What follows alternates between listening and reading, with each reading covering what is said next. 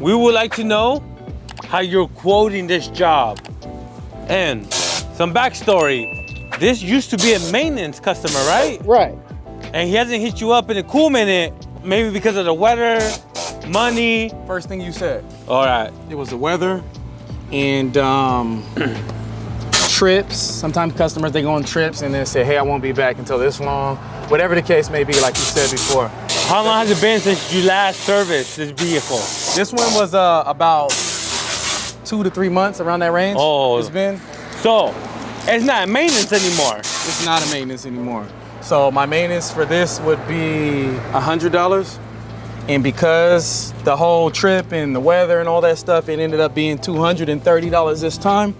And then we'll jump them back in on that maintenance package, because now we got to get it back up to our standard to maintain for it to be a maintenance.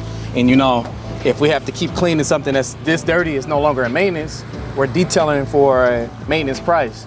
So something that's going to take us 3 to 4 hours, getting $100, that's, you wouldn't make it in this business. How do you communicate this with the customer that's been a loyal customer for a long time? You know, because some customers, I don't know, tell me if I'm wrong, but maybe they expect a discount for being so loyal. Does that ever happen, or? No, that does happen. It happens all the time. With this one, it was pretty simple.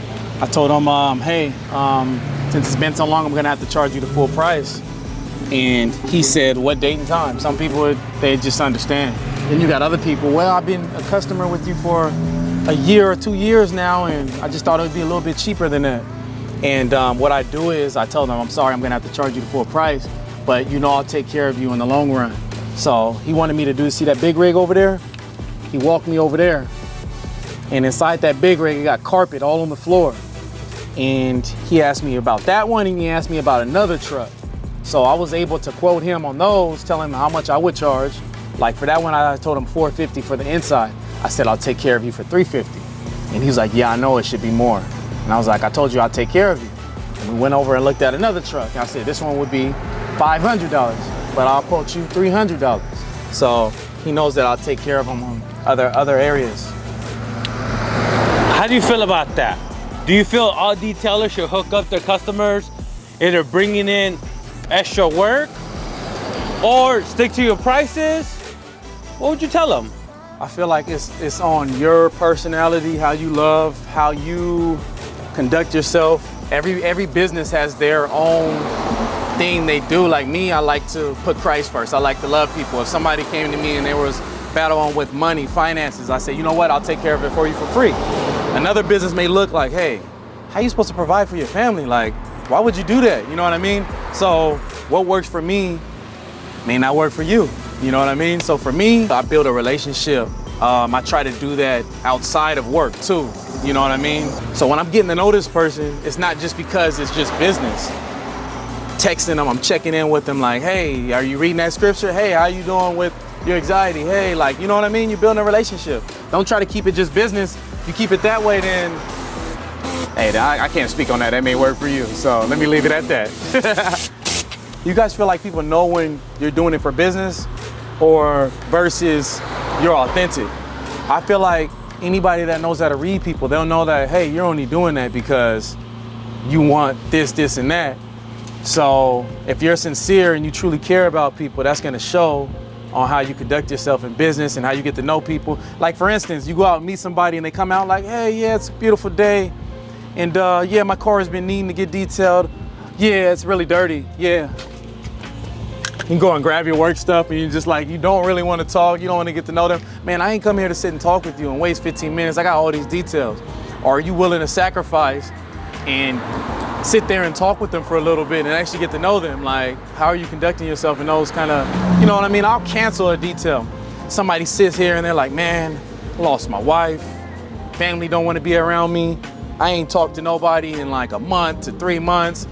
I'm about to drop everything that I'm doing, call this next detail. Hey, I'm sorry, this detail is gonna take a little bit longer than expected. And I'm done. I do this all the time because I'm running into people that are depressed, anxiety, suicidal all the time, you know? So what would you do? Drop it down in the comments. You gonna keep detailing or you gonna help that person? Hey, wait, I see you moving, bro. Got to. What's going on? What's going on is customer let me know before I came that he's pressed for time. So we pressed for time. We got to get it done. I don't know what he got to do, but he got something to do. So I took on the task of getting them done in a reasonable time.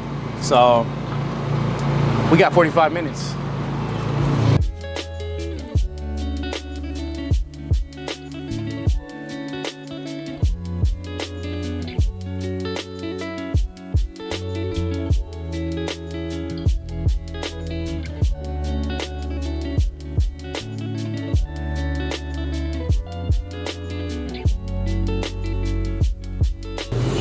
All right, Wayne, what's the finishing touches, man? You got a couple minutes left. Finishing touches, windows, touching up the rims, touching up these mats because they're on the ground, which is why we should have a table. But as y'all can see, I have limited space in that van. Touch up, wipe down, just touch up everything. We look over everything. But we're pressed right now. We dang near out of time, man. That's a wrap. You guys already know. We wasn't on time, but that's okay. They were understanding. And I think we were about 25 minutes, 30 minutes over, but it is what it is. But see that big truck over there? Show them that truck, man. We're gonna take care of that Thursday. So Thursday, and then other guy, he has a Hellcat he wants to get taken care of. So this guy, he's been rocking with me for about a year and some change. So your faithful clients end up bringing you more faithful clients. And as you grow on throughout the years and years, you won't need no new friends, see? The new friends gonna have to sign a list and get on the waiting list. I'm just playing new people, y'all all welcome. We building a team to be equipped to handle all y'all, so y'all go on, bring it on. But anyways, y'all stay tuned for the next video. And I got my man Jay over here. Y'all stay tuned for how we got the new employee. He's looking to start his new business. You guys already know we all about blessing people. So he told me he gonna commit for a little bit, but that's for the next video. Y'all stay tuned. Y'all have a blessed one. We out.